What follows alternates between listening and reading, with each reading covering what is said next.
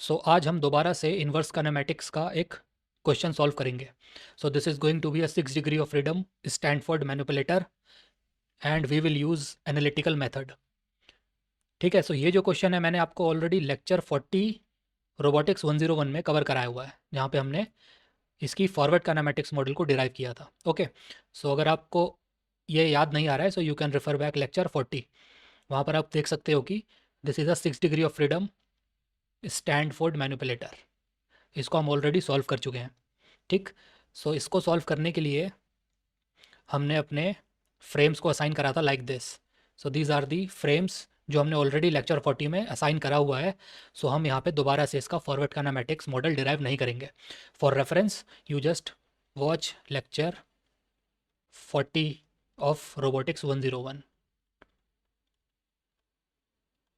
For the forward kinematics model. Okay, यहाँ पे हमने इस टाइप के फ्रेम को असाइन किया था और उसके बाद हमने डी पैरामीटर फाइंड करा था लाइक दिस। ये हो गया अपना डी पैरामीटर्स। ये हमने आपके रेफरेंस के लिए लिखा हुआ है। Okay, late us now move forward. अपने लेक्चर 40 में हमने जब डी पैरामीटर टेबल फाइंड किया था, वहाँ पे हमने वेरियस ट्रांसफॉर्मेशन मेट्रिसेस को मेंशन करा था। This is the transformation of frame 1 relative to frame 0। ये भी हमने लेक्चर 40 में किया था।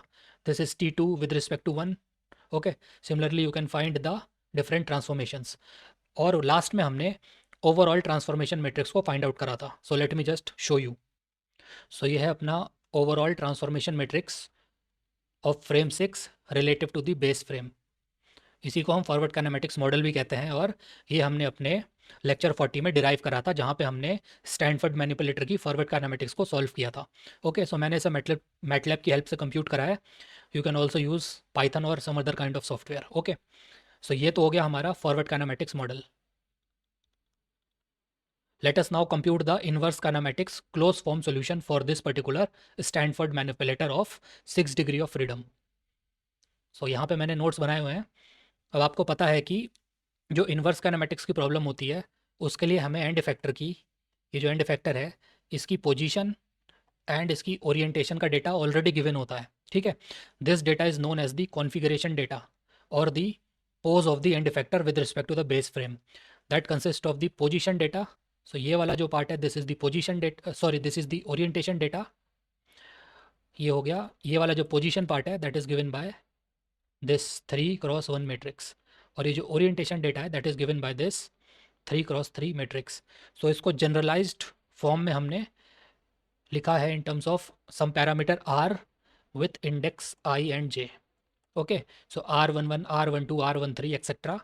All of these parameters are the end effectors position and orientation data with respect to the base frame. इसको हम बोलते हैं configuration data and this is given to अस।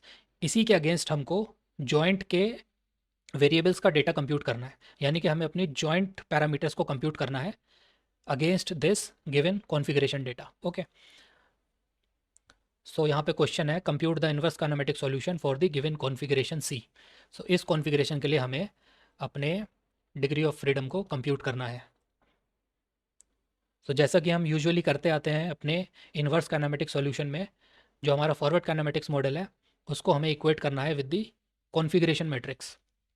जैसा मैंने आपको ऑलरेडी दिखाया हुआ है, this is nothing but the forward kinematics model. ये अपना फॉरवर्ड काइनेमेटिक्स मॉडल है, ये है अपने डिग्री ऑफ फ्रीडम का function. This is nothing but a function of the robot parameters and degree of freedom. अब रोबोट पैरामीटर्स क्या हो गया, जैसे कि उसकी लिंक लेंथ कितनी है, उसके कांस्टेंट ऑफसेट कितने हैं, एंड डिग्री ऑफ फ्रीडम आपको पता है अगर रेवोल्यूट जॉइंट है that is going to be theta, और अगर प्रिज्मेटिक जॉइंट है that is going to be the linear translation. Okay, D. ये अपना हो गया unknown part. This is nothing but the unknown part जो हमें कंप्यूट करना है। इसको हमने इक्वेट करा with the configuration data that consists of the orientation of the end effector and the position of the end effector with respect to the base frame. This data is known data and is given to us in the question. हमें अपने θ1 से लेके θ6 तक, या फिर मैं बोल सकता हूँ Q1 से लेके Q6 तक का डेटा फाइंड आउट करना है in terms of these given terms. Let us now proceed further. जैसा आप जानते हो हम एनालिटिकल मेथड यूज़ कर रहे हैं। We are going to basically manipulate the equations and try to find out a solution. So सबसे पहले इसके लिए हमें अपने एलिमेंट 1 3 एंड एलिमेंट 1 4 को कंपेयर करना है on both sides of the equation A. So मैं आपको दिखा देता हूँ, मैंने इक्वेशन ए किसको मार्क करा हुआ है। ओके, सो ये है अपनी equation A, this is equation A. यहाँ पे हमें एलिमेंट 1 3 एंड 1 4 को कंपेयर करना है। So 1 3 is first row and third column. So this is first row and ये हो गया अपना थर्ड कॉलम। तो ये हो गया अपना एलिमेंट 1 3, इसे हमें कंपेयर करना है इस एलिमेंट के साथ। ठीक है, फिर हमें कंपेयर करना है एलिमेंट 1 4 को। So this is element 1 4, so this is element 1 4, first row and fourth column. So this is 1 4, इसे हमें कंपेयर करना है अपने इस एलिमेंट के साथ। So let me just write down both the equations. So ये मैंने अपने इक्वेशन ए से कॉपी कर लिया है। ये हो गया left hand side, this is equal to R13, ये हो गया राइट हैंड साइड। इसको मैंने बोल दिया for convenience late us call it equation 1। ये जो है अपना, this is nothing but the element 1 3 जो हमने इक्वेशन ए में कंपेयर करा था on both the sides. Similarly ये जो इक्वेशन है, this is left hand side, ये हो गया RHS यानी कि R14 के बराबर। For simplicity late us call it equation 2, this is nothing but the element 1 4। ठीक है, अब हमें क्या करना है, so let us now put equation 1 in equation 2। सो मैं शॉर्ट में लिख ले रहा हूँ, पुट इक्वेशन 1 इन इक्वेशन 2। अब 1 को हमें 2 में पुट करना है। So as you can see ये वाला जो पार्ट है और ये वाला जो पार्ट है दोनों में रिपीट कर रहा है। ठीक है, so instead of this particular term हम इक्वेशन 1 से R13 सब्सटीट्यूट कर सकते हैं in this place. Okay, so let me just write it down. Equation 2 को लिख रहे हैं हम। ठीक है, so this is B1 S1 plus K times ये जो टर्म है, दिस एंटायर टर्म, इसको हम लिख सकते हैं R13 के बराबर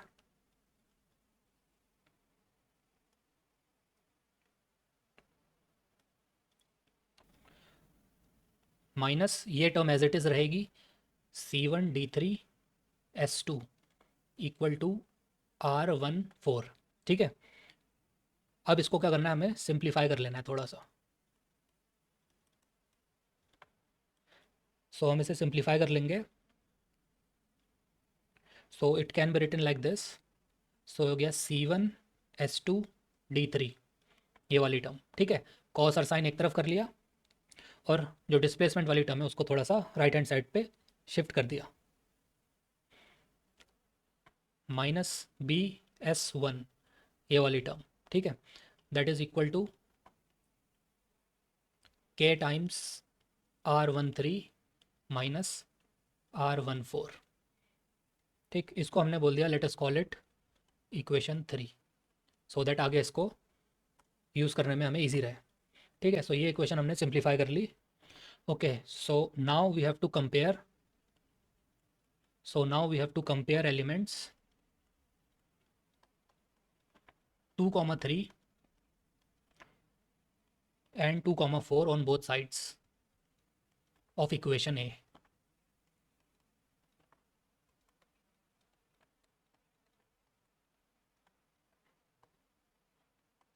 ठीक है, मैं आपको शो कर देता हूँ। सो अब हमें कंपेयर करना है एलिमेंट 2 3 को। सो ये हो गया अपना element 2 3, this is equal to R23।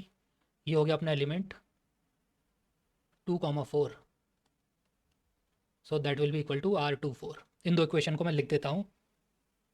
So let us proceed further. So ये होगी अपनी एलिमेंट 2 3 और ये हो गया अपना एलिमेंट 2 4। मैंने डायरेक्टली लिख दिया। ठीक है, इस वाली इक्वेशन को late us call it equation 4 और ये जो नीचे की इक्वेशन है late us call it equation 5। Okay, so now following the similar approach let us put equation 4 in equation 5। 4 को 5 में पुट करना है पहले की तरह। एज यू कैन सी ये वाली जो टर्म है यहाँ तक, यहाँ पे कॉमन आ रही है। ठीक है, सो इन इक्वेशन 5 इस टर्म की जगह पे मैं ऊपर वाली इक्वेशन से R23 को सब्सटीट्यूट कर सकता हूँ। So let us do it. And write equation 5। So मैंने जो अपनी इक्वेशन 5 है इसको लिखा minus B times C1 minus K times ये जो S5 से लेके यहाँ तक की टर्म है, यहाँ तक, इसको मैंने रिप्लेस कर दिया -R23 से। ओके, और ये वाली जो टर्म है -D3S1S2 is equal to R24 as it is रहेगा। अब हमें क्या करना है, इसको सिंप्लीफाई कर लेना है। जो ऊपर की इक्वेशन है 3 के सेम फॉर्मेट में हमें इसे लिख लेना है। ओके, सो मैं ऐसे लिख सकता हूँ, ये वाली टर्म जो है इसकी, इसको लेफ्ट पे लेके, so this is equal to S1S2D3। ठीक है, ऊपर वाली इक्वेशन की फॉर्म में करना है। यहाँ पे आ जाएगा -B times C1 that is equal to R24 minus K times R23। और यहाँ पे करेक्शन होना है, ये टर्म पॉजिटिव हो जाएगी इस वाली टर्म को, और इस टर्म को हम राइट हैंड साइड पे ले जा रहे हैं। ठीक है, R24 को लेफ्ट हैंड साइड पर ला रहे हैं, सो यहाँ पे नेगेटिव आएगा और ये वाली टर्म हो जाएगी पॉजिटिव। ओके, क्योंकि यहाँ पे नेगेटिव नेगेटिव पॉजिटिव था, दैट इज़ वाई। सो इसको let us write it, S1S2D3 plus BC1 equal to K times R23 minus R24। इसको मैंने बोल दिया, let us call it equation 6। Now again compare element 3 and 3 on both the sides of equation A. ठीक है, equation ए में हमें इन दो elements को कंपेयर करना है। लेट अस सी ये कौन से एलिमेंट्स हैं। सो ये हो गया अपना एलिमेंट 3 और ये हो गया 3 के इक्विवेलेंट राइट हैंड साइड पे। This is element 3,4 and that is equal to R34। So मैं इन्हें डायरेक्टली वहाँ पर राइट डाउन कर देता हूँ। सो इसको हमने बोल दिया इक्वेशन 7, इसको बोल दिया equation 8। Technically this is nothing but element 3 and ये जो हो गया दिस इज एलिमेंट 3,4। अब हमें सिमिलर अप्रोच करनी है। We have to put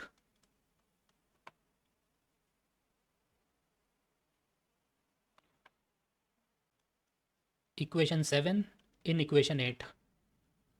okay, same procedure करना है। इक्वेशन 7 में ये जो टर्म है इसको यहाँ पे इक्वेशन 8 में रिप्लेस कर देना है।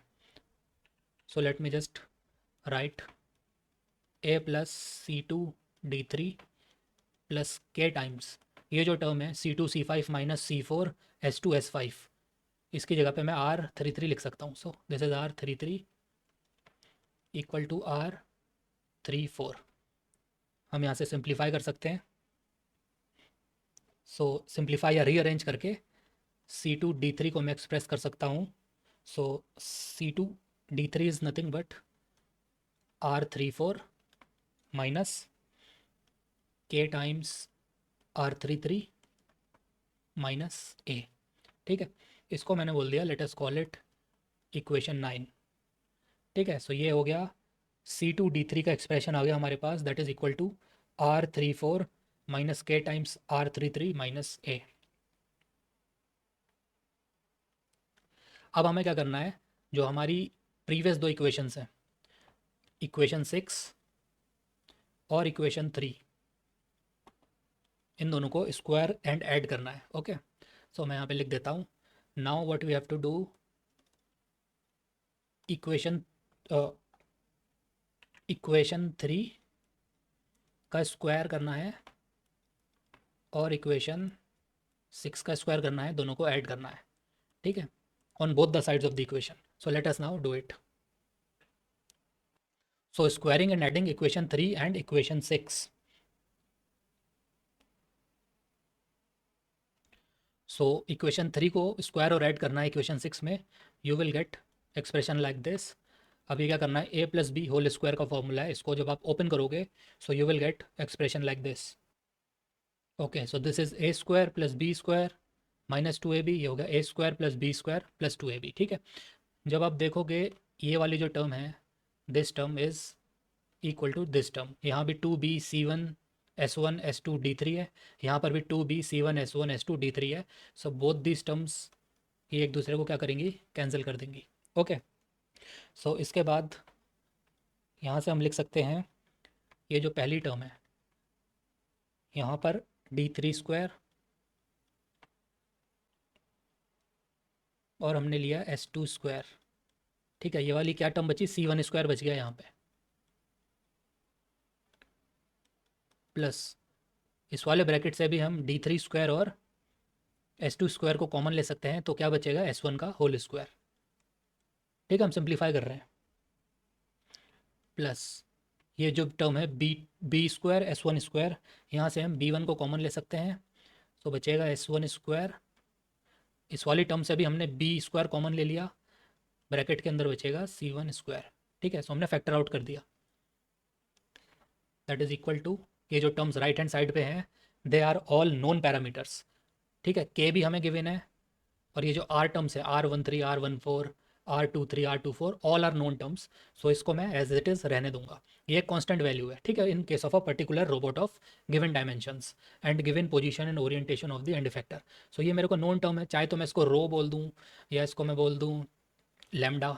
ठीक है, a known parameter, but for the time being इसको हम ऐसे ही एज इट इज़ रहने देते हैं, k times R13 minus R14 whole squared plus k times R23 minus R24 whole squared.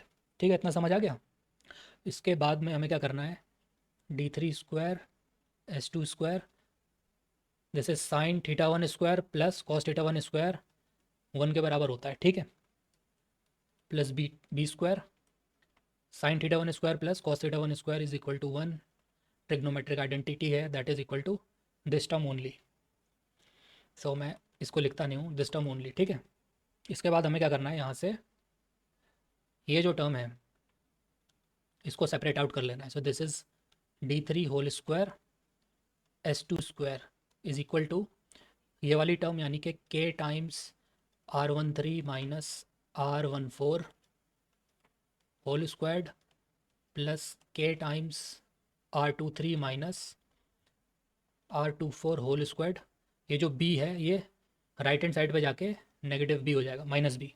ठीक है, सो ये जो इक्वेशन है late us call it equation 10। अब इक्वेशन 10 को और 9 को हमें यूज़ करना है। ठीक है, सो ये इक्वेशन 10 हो गया। इससे प्रीवियस पेज में हमने इक्वेशन 9 कंप्यूट करी थी, मैं आपके रेफरेंस के लिए यहाँ पे लिख देता हूँ। ठीक है, so let me write down equation 9। Equation 9 ऐसी थी, C2d3 is equal to R34 minus k times R33 minus a। ठीक है, ये हमारी इक्वेशन 9 थी। यहाँ पे भी जो R34 है ये नोन है, k और a जो है गिवन लिंक लेंथ है या रोबोट के ऑफसेट हैं जो हमने फॉरवर्ड काइनेमेटिक्स में हमने देखे थे, already given to us. R33 is also known. तो ये वाली जो राइट हैंड टर्म है this is known to us, ये वाली जो राइट हैंड साइड है इक्वेशन 10 की ऑल्सो नोन टू अस। तो बिफोर प्रोसीडिंग फर्दर यहाँ पे जो टर्म है ये बी स्क्वायर होना चाहिए। ठीक है, सो ये छोटा सा करेक्शन है, यहाँ पे बी स्क्वायर आएगा। सो लेट अस प्रोसीड फर्दर। अब हमें क्या करना है, ये जो इक्वेशन 9 है, सो हमें इक्वेशन 9 को स्क्वायर करना है और इसमें ऐड करना है अपनी इक्वेशन 10 को। ठीक है, सो इक्वेशन 9 जो है इसको स्क्वायर करना है और इक्वेशन 10 में ऐड करना है। So let us do it. C2d3 ये जो है इसको स्क्वायर करोगे तो दोनों टर्म का स्क्वायर हो जाएगा। ठीक है, प्लस ये जो इक्वेशन 10 है इसमें ऐड करना है। So this is d3 whole square s2 whole square. Only equation 9 का स्क्वायर होना, ये चीज़ याद रखना। ठीक है, राइट हैंड साइड पे ये जो इक्वेशन 9 है इसका स्क्वायर आ जाएगा, यानी कि R34 minus k times R33 minus a, entire term का स्क्वायर। इसमें ऐड करना है अपना इक्वेशन 10 को, यानी कि k times R13 minus R14 squared plus k times R23 minus R24 squared minus b square. Okay, अब हमें क्या करना है, so let us now simplify it. ये जो लेफ्ट हैंड साइड है यहाँ से मैं d3 स्क्वायर को कॉमन ले लेता हूँ। सो d3 स्क्वायर ब्रैकेट के अंदर बचेगा c2 square plus s2 square. ये ट्रिग्नोमेट्रिक फॉर्मूले से this will be equal to 1। Okay, and this is equal to ये जो टर्म है on the right hand side. So इसको मैं एज इट इज़ कॉपी कर देता हूँ।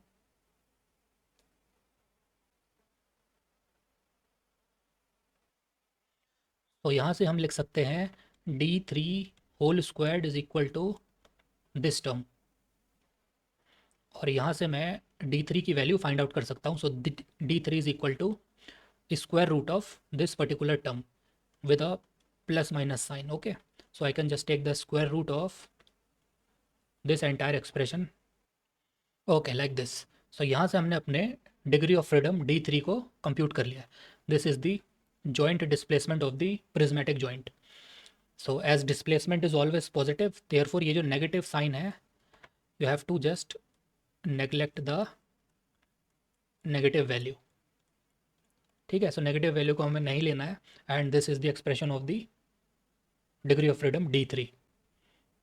So let us now proceed further. अब हमें क्या करना है, let us again rewrite equation 10। सो रीराइटिंग इक्वेशन 10 अगेन। सो ये है अपनी इक्वेशन 10।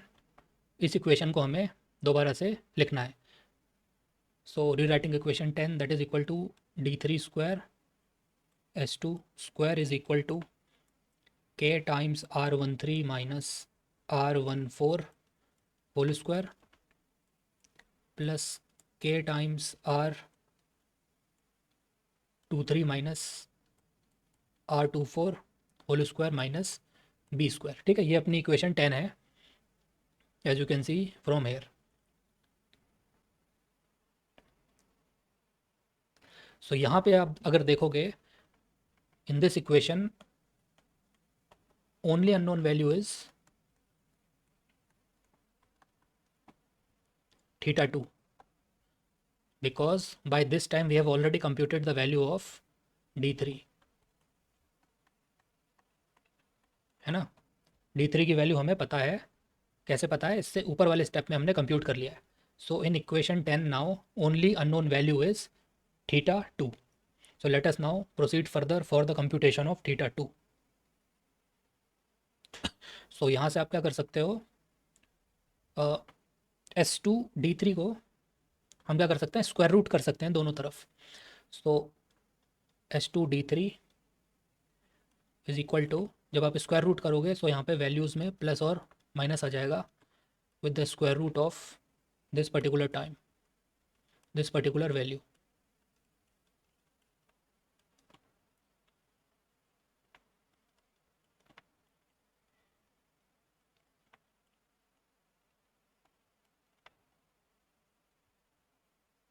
ठीक है, यहाँ से हमें s2d3 की वैल्यू पता चल गई। And now again rewriting equation 9। सो मैं यहाँ पे लिख देता हूँ अगेन रीराइटिंग इक्वेशन 9 अगेन। ये इक्वेशन 9 जो है अपनी, ये वाली इक्वेशन,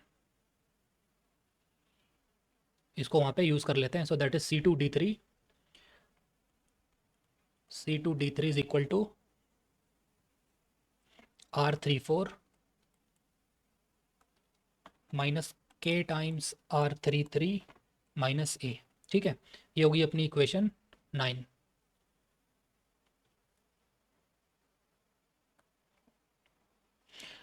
अब हमें क्या करना है, इक्वेशन, ये जो ये वाली इक्वेशन है, ठीक है, इसको डिवाइड करना है विथ, ये हो गई अपनी इक्वेशन 9। इसको क्या बोलें, late us call it equation 10, because ये इक्वेशन 10 से ही मॉडिफाई करके आई है। सो इक्वेशन 10 को डिवाइड करना है इक्वेशन 9 से। So let us now do it. मैं रफली कर दे रहा हूँ, जो आपको नोट्स मिलेंगे उसमें ये प्रॉपरली स्टेप बाय स्टेप करा हुआ है। ठीक है, so I can write s2d3 divided by c2d3, c2d3 is equal to plus minus square root of ये जो पूरा एक्सप्रेशन है। ठीक है, ये एक्सप्रेशन हो जाएगा, late me write it,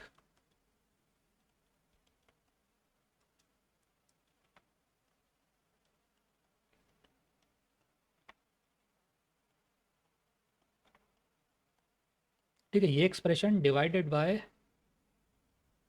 this expression,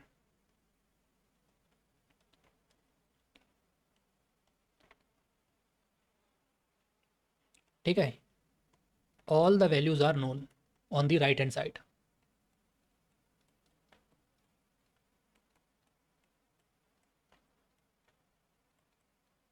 right hand side वाली जितनी भी वैल्यूज़ हैं सारी मुझे पता है। ये D3 से D3 कैंसिल हो जाएगा, कैंसिल ना भी हो तो हमने ऑलरेडी प्रीवियस स्टेप में D3 कंप्यूट करा है। सो यहाँ पे आप उसे फैक्टर आउट कर लेना। ओके, सो आपके पास क्या एक्सप्रेशन है, S2 divided by C2 is this expression.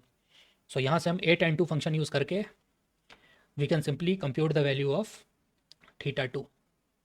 Okay, so let me just write it. So यहाँ से मैं कंप्यूट कर सकता हूँ θ2 इज़ इक्वल टू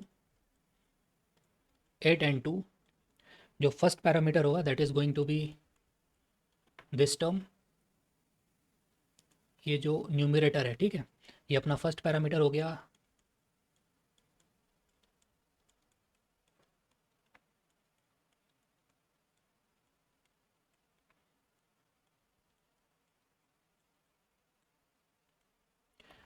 और जो सेकंड पैरामीटर होगा 8 and 2 फंक्शन का, वो हो जाएगा अपना डिनोमिनेटर वाली टर्म,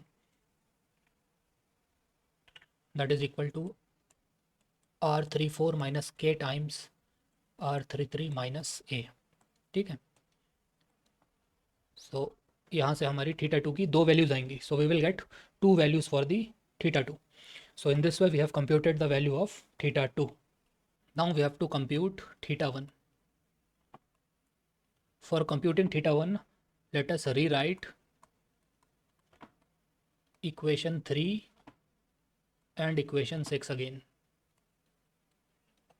ठीक है, तो इक्वेशन 3 और इक्वेशन 6 को दोबारा से रीराइट कर लेते हैं। So let me write it, आप अपने नोट्स में देख लेना। That is C1H2 D3 minus BS1 is equal to K times R13 minus R14। ये है अपनी इक्वेशन 3।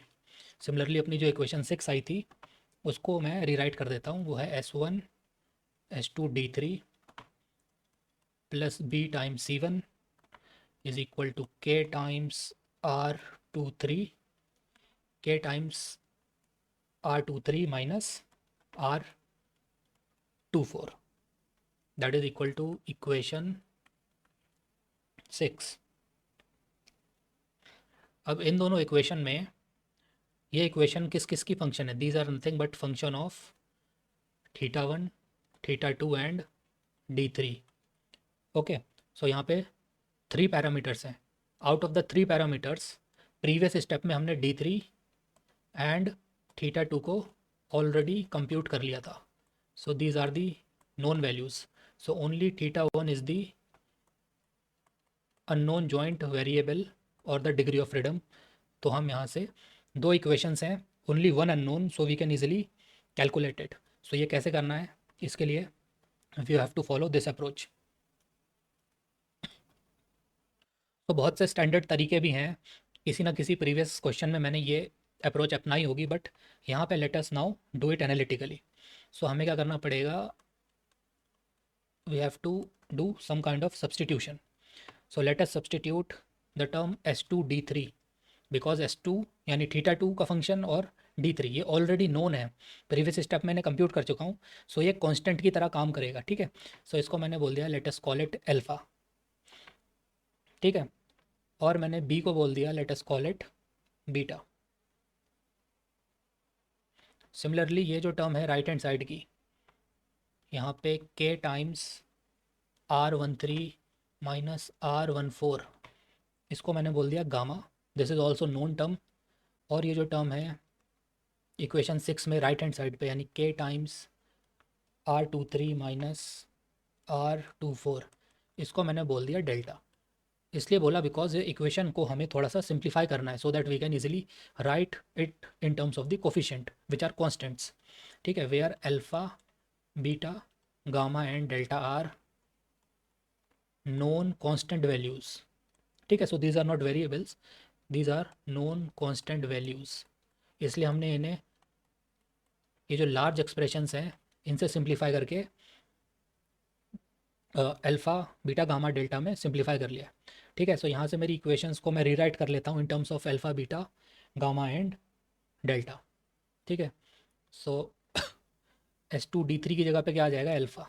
ये हो जाएगा alpha times C1 minus B हो जाएगा अपना beta, so minus beta times S1 is equal to, ये वाली टर्म है, this is equal to gamma. Similarly जो हमारी सेकंड इक्वेशन है, इक्वेशन 6, ये हो जाएगा S2 D3 क्या है, alpha. Alpha times S1 plus small B, small case B की जगह पे आ जाएगा beta times C1 that is equal to, ये जो टर्म है इसको मैंने बोल दिया डेल्टा। ठीक है, so we have two equations in only one unknown that is θ1। So इसको हम साइमल्टेनियसली सॉल्व कर सकते हैं। So both these equations can be solved simultaneously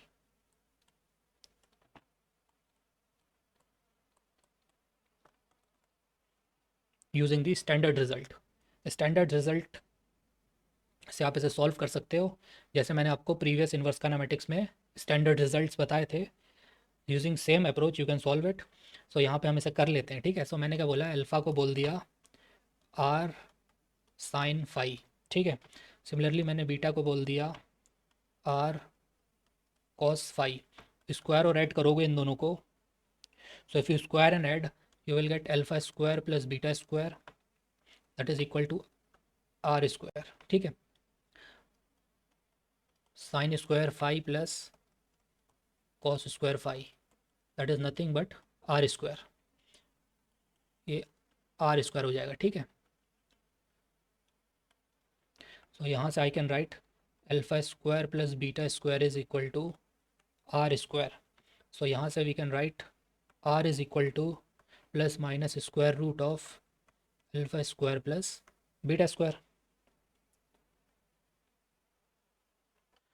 so यहाँ से मैं लिख सकता हूँ R is equal to square root of alpha square plus beta square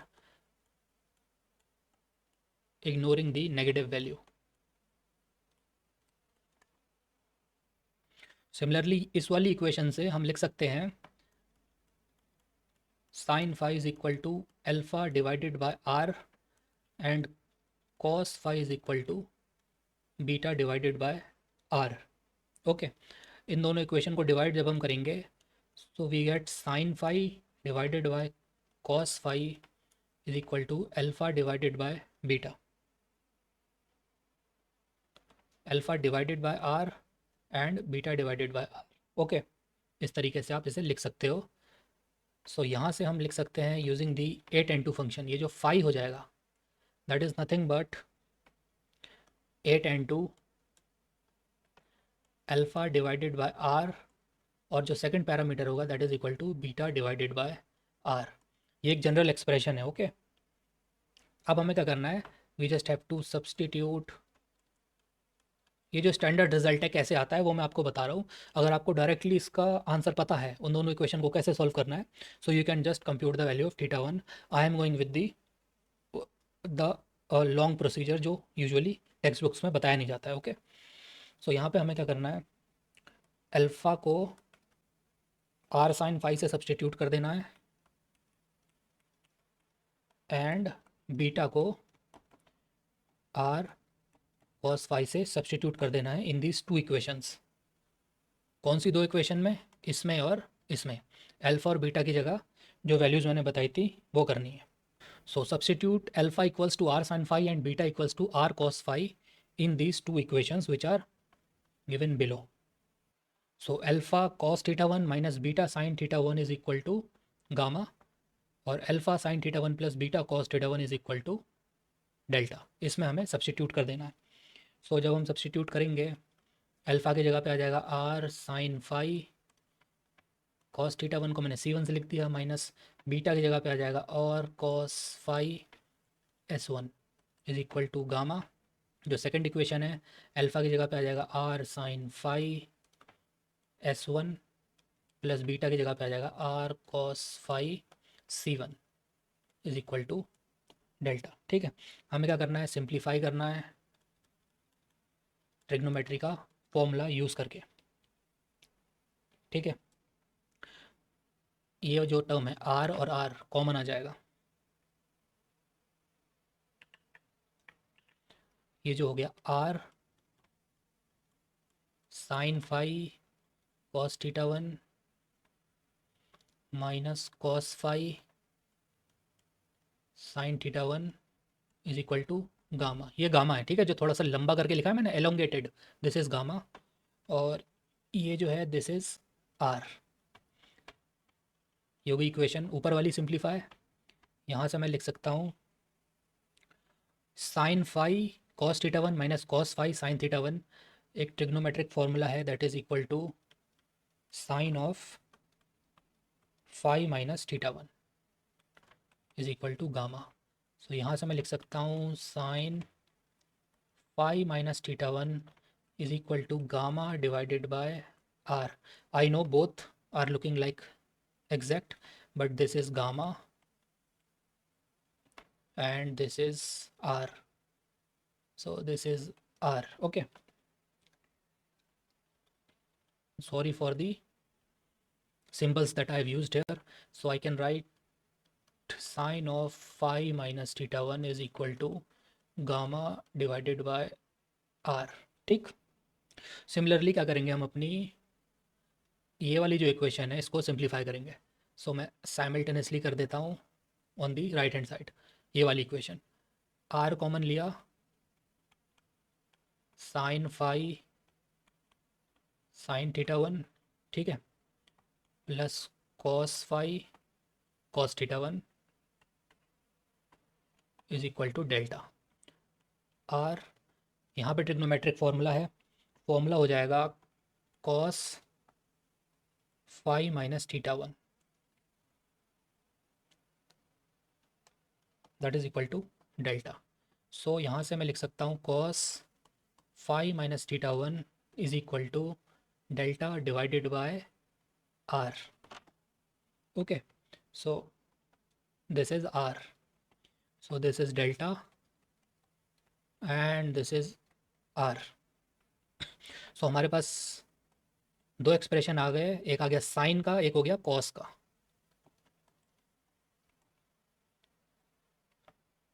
एक ये हो गया और एक ये हो गया।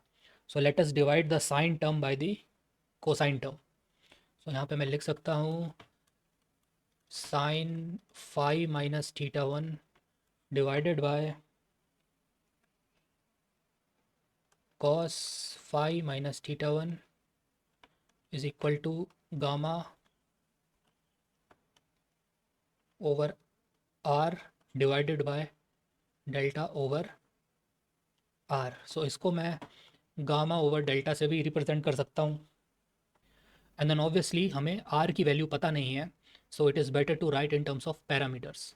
सो मैंने डिवाइडेड बाय आर को कैंसिल आउट नहीं करा है, बिकॉज हम इसे एक डेरिवेशन की तरह कर रहे हैं। ओके, अगर आर की कॉन्स्टेंट वैल्यू हमें पता होती सो हम इसे नहीं भी लिखते। ठीक है, अब इस एक्सप्रेशन में let us substitute the value of gamma and delta. So ये जो गामा और डेल्टा की वैल्यू है इसको मैं सब्स्टिट्यूट कर सकता हूँ। So I can write sine phi minus theta one divided by cos phi minus theta one is equal to gamma जो था, गामा की वैल्यू है k times R one three minus R one four, ये थी हमारी gamma की value. ठीक है, divided by R as it is रहने दो। इसके बाद ये जो डेल्टा की वैल्यू है, डेल्टा हो जाएगा k times R two three minus R two four divided by R. So अब हम क्या कर सकते हैं, जो इंक्लूडेड एंगल है उसको in terms of a tan two function लिख सकते हैं। ठीक है, so I can write phi minus theta one, ये जो इंक्लूडेड एंगल है phi minus theta one is equal to a tan two. जो पहला पैरामीटर है वो होगा अपना न्यूमरेटर का, यानी कि K times R one three minus R one four divided by R. ठीक है, ये जो डिनोमिनेटर वाली टर्म है ये हो जाएगी अपने ए टेन टू फंक्शन का second parameter, K times R two three minus R two four divided by R. ठीक है, ये जो डिनोमिनेटर वाले आर है ना, ये अलग चीज़ है, ये जो न्यूमरेटर में आर है ये अलग चीज़ है, बिकॉज एक को मैंने इस टाइप से रिप्रेजेंट करा है और एक को इस टाइप से। ठीक है, दोनों अलग अलग चीज़ें हैं।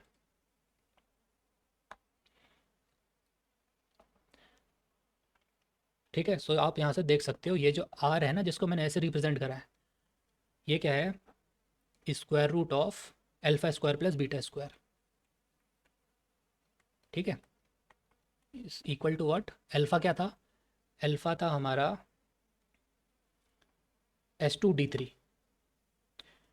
तो ये हो जाएगा S2 square D3 square beta का स्क्वायर। बीटा किसके बराबर था, सो जो हमारा बीटा था वो था स्मॉल बी के बराबर। ठीक है, सो ये हो जाएगा B स्क्वायर।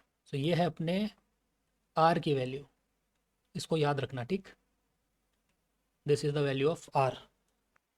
सो यहाँ से हम लिख सकते हैं the value of θ1 is equal to phi minus ये जो पूरी टर्म है, ओके, लाइक दिस। सो यहाँ से हमने अपने θ1 को कंप्यूट कर लिया है, but this is not the accurate value because अभी हमें फाई को सब्सटीट्यूट करना है और ये जो स्मॉल आर था इसको सब्सटीट्यूट करना है। ठीक है, ये जो स्मॉल आर था इसकी वैल्यू मैंने आपको अभी बताई थी, this is nothing but square root of S2 square D3 square plus B square. ठीक है, तो आर की वैल्यू यहाँ से सब्सटीट्यूट कर लेना, और ये जो फाई है इसकी वैल्यू मैंने आपको बताई थी। सो ये थी अपनी फाई की वैल्यू। ठीक, so this is value of phi. यहाँ पे आर की वैल्यू मैंने आपको अभी बताई है, अल्फ़ा और बीटा की वैल्यू हमें पता है। सो अल्फ़ा क्या है, alpha nothing but S2 D3 और बीटा क्या है B। सो अल्फ़ा की जगह पे लिखना है हमें S2 D3 और बीटा की जगह पे लिखना है स्मॉल b। ठीक है, और आर तो मैंने आपको बता ही दिया है। So let us now write these values. So alpha है हमारा S2 D3 और बीटा है is equal to small case b, और फाई क्या है हमारा, phi is equal to 8n2 alpha divided by R comma beta divided by R. ठीक है, इन सबको हमें सब्सटीट्यूट करना है। So let us write on the same page, यहीं पे कर लेते हैं। ठीक है, सो यहीं पे लिख लेता हूँ मैं अपना answer. So as you can see θ1 is equal to phi, phi है 8n2 alpha divided by R comma beta divided by R minus 8n2 k times R13 minus R14 divided by R की जगह पे ये value आ जाएगी square root of S2 whole square D3 whole square plus B square. Second parameter में this thing यानी कि k times R23 minus R24 divided by R की जगह पे ये वैल्यू।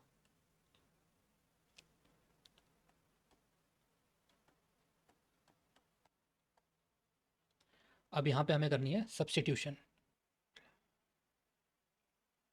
ओके, सो यहाँ पे हमें करनी है substitution. Alpha divided by R, alpha की जगह पे आ जाएगा S2 D3, आर की जगह पे आ जाएगी ये term.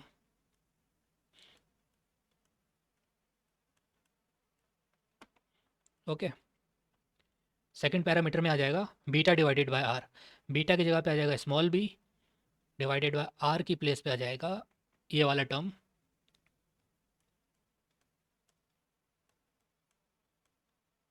Minus this thing as it is. Okay, so इस तरीके से हमने अपने θ1 की वैल्यू कंप्यूट कर ली है in terms of all the known parameters. ये जो सब्सटीट्यूशन हमने करी थी ये बस एक लॉन्ग मेथड है जो ज़्यादातर टेक्स्ट बुक्स में हमें नहीं गिवन होता है। इस तरीके से हम स्टैंडर्ड रिजल्ट होता है उसको हम डायरेक्टली यूज़ करके वैल्यू कंप्यूट कर लेते हैं, बट यहाँ पे मैंने पूरा प्रोसीजर बताया। So this is how we are going to compute the value of θ1 provided the value of θ2 and θ2 and D3 is already computed, because θ1 depend करता है D3 पे और थीटा 2 पे। सो पहले हम D3 कंप्यूट करेंगे, फिर हम थीटा 2 कंप्यूट करेंगे, उसके बाद इस एक्सप्रेशन को यूज़ करते हुए we are going to compute the value of theta 1। So by the end of this point हमने D3 कंप्यूट कर लिया, थीटा 2 कंप्यूट कर लिया, और नाउ इस फॉर्मूला को यूज़ करके we have computed the value of theta 3। So let us now proceed further for the computation of the remaining 3 degrees of freedom.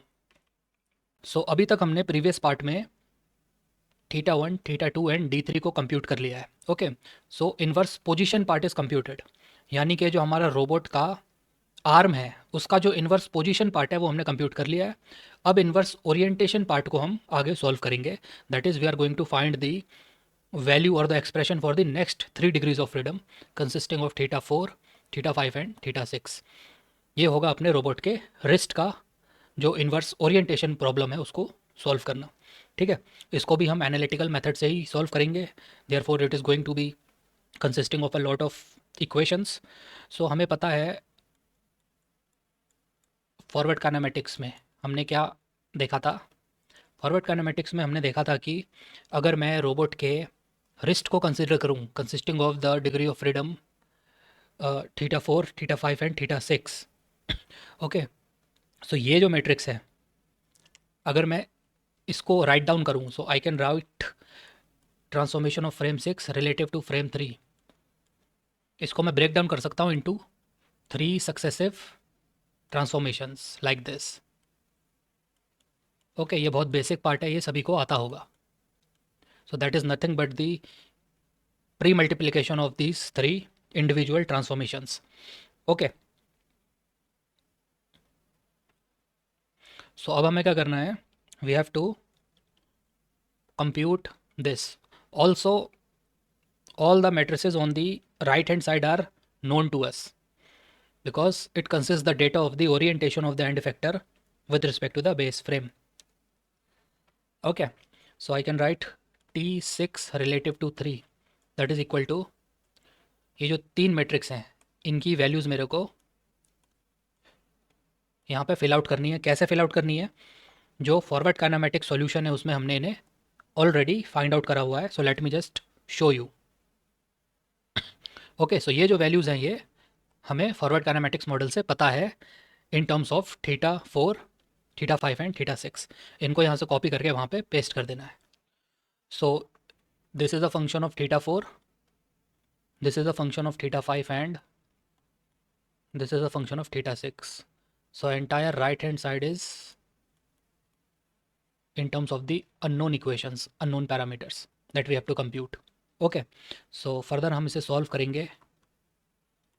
So solving further, so I can write T6 relative to 3.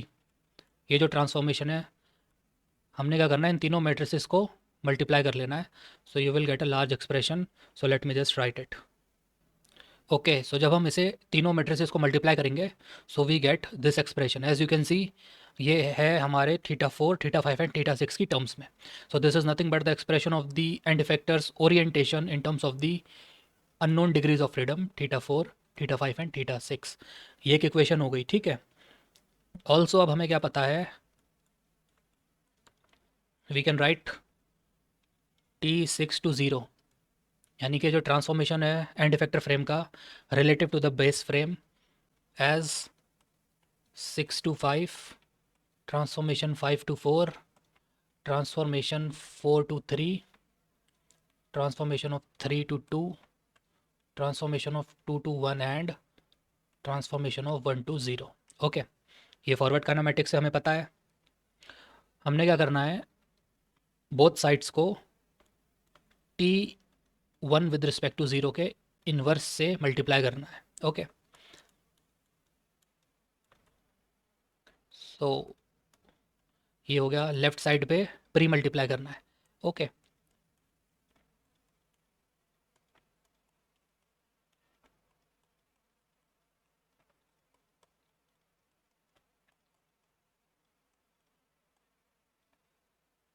सो ये term और ये term जब आप इन्हें multiply करोगे it will become an identity matrix of order 4x4. ठीक है, सो ये मैं यहाँ पे मेंशन कर देता हूँ. So this become identity matrix, और जो हमारी इक्वेशन बचेगी that is equal to transformation of frame 1 with respect to frame 0 inverse multiplied by t6 with respect to 0, that is equal to t2 with respect to 1, t3 with respect to 2, t4 with respect to 3, t5 with respect to 4 and t6 with respect to 5. Okay, अब हमने क्या करना है, similarly मैं बार बार write नहीं करूँगा, so similarly just pre multiply करना है, pre multiply both sides by the inverse of these particular matrices. So पहले हमें क्या करना है, t2 विद रिस्पेक्ट टू 1 के इन्वर्स से मल्टीप्लाई करना है, उसके बाद हमें मल्टीप्लाई करना है t3 विद रिस्पेक्ट टू 2 के इन्वर्स से. ओके, सो जब आप इसे सिंप्लीफाई करोगे सो ये हो जाएगा हमारा एक्सप्रेशन 3 और transformation of frame 3 relative to frame 2 inverse, then transformation of frame 2 relative to frame 1 inverse, and then transformation of frame 1 relative to frame 0 inverse multiplied by the transformation of frame 6 relative to frame 0, that is equal to t4 with respect to 3 multiplied by t5 with respect to 4 multiplied by t6 with respect to 5. ठीक है, इतनी equation आ जाएगी. और आप इसको लिख सकते हो, ये जो टर्म्स हैं ये हमने ऑलरेडी कंप्यूट कर रखी है. ठीक है, in terms of theta 4, theta 5 and theta 6. कहाँ कंप्यूट करी है हमने, ये कंप्यूट करी है. ठीक है, so this is nothing but the product of t4 with respect to 3, एक मिनट, हाँ, t4 with respect to 3 multiplied by t5 with respect to 4 multiplied by t6 with respect to 5. ये यहाँ पे लिखा हुआ है. ओके, सो ये हमने ऑलरेडी कंप्यूट कर रखी है. So this is known matrix. Known नहीं लिखना चाहिए, this is already computed matrix, already computed in terms of unknown theta 1,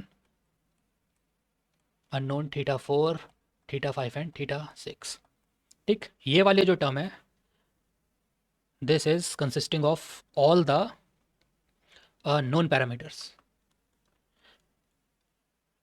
all known parameters. Known कैसे, बिकॉज ये जो मैट्रिक्स है, ये जो मैट्रिक्स है that will be consisting of I think d3. ठीक, ये जो मैट्रिक्स है that will be consisting of theta 2, ये जो मैट्रिक्स है that will be consisting of theta 1. Already हमने इसे कंप्यूट कर रखा है in the previous step. So all this things are known to me. ये क्या है, transformation of frame 6 relative to frame 0, this is nothing but the configuration matrix, यानी कि position and orientation data of the end effector हमको question में given होता है. So this is also known, so this is also known to me. Okay, हमें क्या करना है, यहाँ पे इसकी इंडिविजुअल वैल्यू को पुट करना है. और एक चीज़ मैं बताना चाहूँगा, ये जो मैट्रिक्स हैं इनकी वैल्यूज़ हमें पता है, इनका इन्वर्स आपको कंप्यूट करना पड़ेगा. ओके, इन तीनों मैट्रिक्स का इन्वर्स आपको कंप्यूट करना पड़ेगा. So let us now write the values. Okay, so ये हमारी इक्वेशन थी, इन सब की वैल्यूज़ मैं यहाँ पे राइट डाउन कर देता हूँ. सो ये हो गई अपनी values, okay, of the left hand side, equal to ये जो वैल्यू है on the right hand side, ये हमने प्रीवियस स्टेप में कंप्यूट करी थी. So let me just write it down. Okay, so ये हो गया हमारे राइट हैंड साइड का एक्सप्रेशन. अब हमें क्या करना है, जो लेफ्ट हैंड साइड पे हमारे 4 मैट्रिक्स हैं इनको मल्टीप्लाई करना है और राइट हैंड साइड के इक्वेट करना है. सो इसको मैं फर्दर सॉल्व करता हूँ and you can use MATLAB और Python for the symbolic matrix multiplication. So actually आप चाहो तो लेफ्ट हैंड साइड को मल्टीप्लाई ना भी करो, because all these values are known values. ठीक है, सो यहाँ पे इनकी इंडिविजुअल न्यूमेरिक वैल्यूज़ हैं. सो जब आप इस 4x4 मैट्रिक्स को मल्टीप्लाई करोगे, ultimately you will get a 4x4 matrix consisting of numerical values. So आप उसे अल्फ़ा बीटा गामा डेल्टा या R11 या A11 A12 करके कुछ भी एज्यूम कर सकते हो, but for the sake of writing मैं इसे कंप्यूट करके इन टर्म्स ऑफ एक्सप्रेशन लिख देता हूँ. ओके, सो ये हो गया हमारा लेफ्ट हैंड साइड का एक्सप्रेशन और ये अपना राइट हैंड साइड का expression. So let us call it equation 12. Also जो लेफ्ट हैंड साइड का एक्सप्रेशन है, these are all known values. यहाँ पे आपको एक्सप्रेशन दिख रहे हैं, बट ऑलरेडी हमने सारी के सारे पैरामीटर्स को कंप्यूट करा है these are only consisting of theta 1, theta 2 and d3 and some constant length like a, b, etc. So ये सारे के सारे known numerical values हमें पता है. So this is the part that is unknown consisting of theta 4, theta 5 and theta 6. So individual element by element compare करके हम theta 4, theta 5 and theta 6 को compute कर सकते हैं. So let us proceed further. Now हमें compare करना है. So we have to compare elements 3, 1, 3, 2 and 3, 3 on both sides of equation 12. Equation 12 में. ठीक है. So let me just write the 3 elements. This is element 3, 1, third row and first column. इसे जब आप compare करोगे you will get this value. Okay. So let me just write it. Similarly हमें element 3, 2 को compare करना है. सो ये है हमारा element 3, 2. You will get this value. This is element 3, 3. जब आप ऐसे कंपेयर करोगे you will get it equal to C5. So let me write all the 3 equations at once. So ये हो गई अपनी 3 इक्वेशन. इसको मैंने बोल दिया इक्वेशन 13, इसको बोल दिया इक्वेशन 14 और इसको बोल दिया इक्वेशन 15. ठीक है. अब हमें करना है square and add, squaring and adding equation 13 and 14. So 13 and 14 को स्क्वायर और ऐड करना है. ये 13, ये है 14. S5 square plus S5 square C6 square plus S5 square S6 square. ये हो गया लेफ्ट हैंड साइड. और राइट हैंड साइड पे हमारे इन दोनों टर्म्स का स्क्वायर आ जाएगा. Okay. So let me write R31 C2 minus R11 C1 S2 minus R21 S1 S2 whole square plus इस वाली टर्म का whole square. R32 C2 minus R12 C1 S2 minus R22 S1 S2 square. Okay. अब obviously यहाँ से हम S5 को compute करेंगे. सो S5 whole squared बाहर आ जाएगा.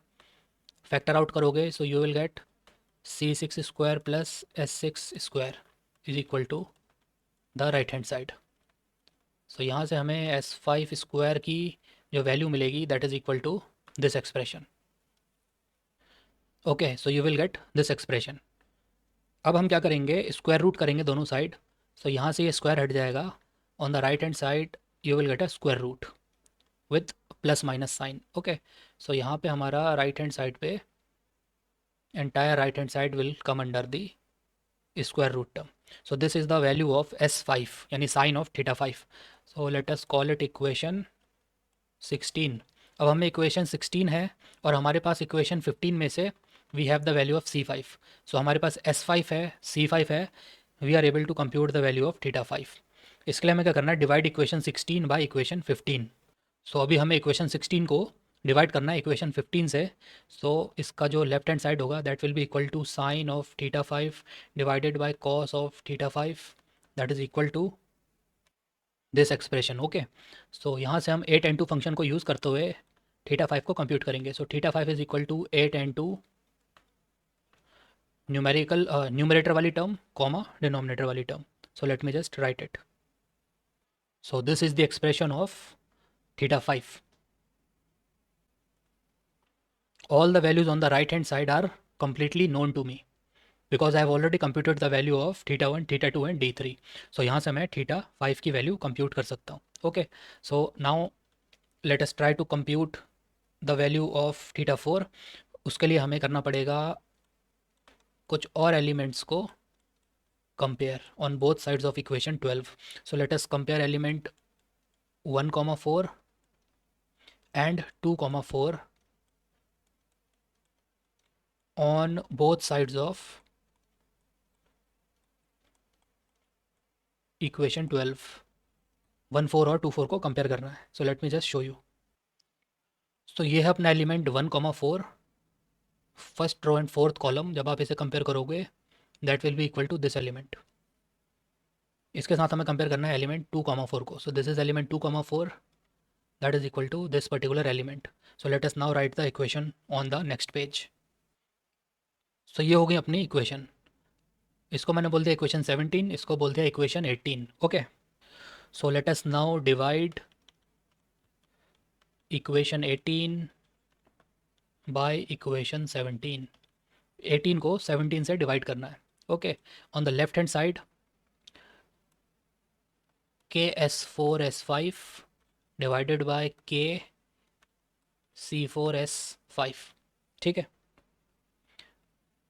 That is equal to numerator divided by denominator, जो कि यहाँ से आया। ओके, अब ये S5 से S5 कैंसिल हो जाएगा, K से K कैंसिल आउट। सो हमारे पास एक्सप्रेशन आ जाएगा sine theta 4 divided by cos theta 4 is equal to this expression. Okay, so let me write it. So यहाँ से हम 8 and 2 फंक्शन को यूज़ करेंगे and we will compute the value of theta 4। So that is equal to 8 and 2। First expression is of the numerator. So numerator में हो गया R14 S1 minus R24 C1 minus B। जो second parameter होगा that is going to be the denominator, A sin theta 2 minus R34 multiplied by sine theta 2 minus R14 C1 C2 minus R24 S1 C2। Okay, so इस expression से we are easily able to compute the value of theta 4। So let us now compute the value of theta 6। So for the computation of theta 6, let us divide equation 14 जो हमने पहले लिखी हुई है by equation 13। Okay, सो 14 को divide करना है 13 से। So let me just write it. Equation 14 थी -C6S5 is equal to R31 C2 minus R11 C1S2 minus R21 S1S2। ये मैंने ऑलरेडी आपको बताया था, this is equation 13। Okay, sorry ये इक्वेशन 13 है। अब इक्वेशन 14 जो थी that was S5 multiplied by S6 is equal to R32 C2 minus R12 C1S2 minus R22 S1S2। ठीक है, ये थी हमारी इक्वेशन 14। 14 को डिवाइड करना है 13 से। So on the left hand side S5 S6 divided by minus S5 C6, और ये S5 से S5 कैंसिल आउट हो जाएगा। ठीक, on the right hand side you are going to get a ratio जिसमें this part is going to be the numerator and this part is going to be the denominator. So let me just write it.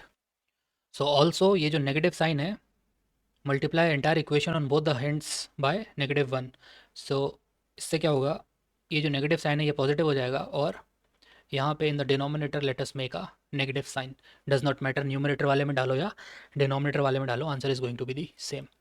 So now we have expression of sine theta 6 divided by cos theta 6 equal to this. So हम यहाँ से theta 6 compute कर सकते हैं using the 8 and 2 function. So that is 8 and 2 numerator comma denominator. So let me just write it. So this is the expression for the computation of theta 6. So in this way the problem of the inverse kinematics solution of the Stanford manipulator is computed using the pure analytical method. सबसे पहले हमने compute करा था d3, उसके बाद हमने compute करा theta 2, उसके बाद हमने कंप्यूट करा थीटा 1। ठीक है, so this was the problem of inverse position. After that हमने कंप्यूट करा I think theta 5, let me check it, yes theta 5। उसके बाद हमने कंप्यूट करा थीटा 4 और लास्ट में हमने कंप्यूट करा theta 6। So these 3 constitute the problem of the inverse orientation. So जब आप इनवर्स पोजीशन प्रॉब्लम को सम कर देते हो with the inverse orientation problem, so यहाँ से you get 3 degrees of freedom, you get 3 degrees of freedom. Ultimately you get the inverse kinematics problem of the entire 6 degree of freedom robotic manipulator. So this is the end of today's video. इससे पहले let me just write the solution set. So this is the entire solution set. यहाँ पे मैंने summary में लिख दिया है. First you compute D3 using this formula, then you compute θ2 using this formula, then you compute θ1 using this particular formula. After that हम compute करेंगे अपने θ5 को using this formula, then we compute θ4 using this formula, and in the last we compute the θ6 with the help of this formula. Okay, so with this हमारा inverse kinematics का portion ख़त्म हो गया है. अब इसके बाद जितने भी वीडियोज़ आएंगे that will be like related to some solve numericals. जैसे कि जो इंजीनियरिंग सर्विस एग्जाम में कुछ न्यूमेरिकल्स आ गए, कुछ स्टैंडर्ड बुक्स में कुछ अच्छे न्यूमेरिकल्स हैं, अब वही आया करेंगे इसमें. अब हम स्टार्ट करेंगे अपनी रोबोटिक्स 102, जो हमारा एक प्लेलिस्ट चल रहा है उसको कंटिन्यू करेंगे. So thank you very much for watching this video.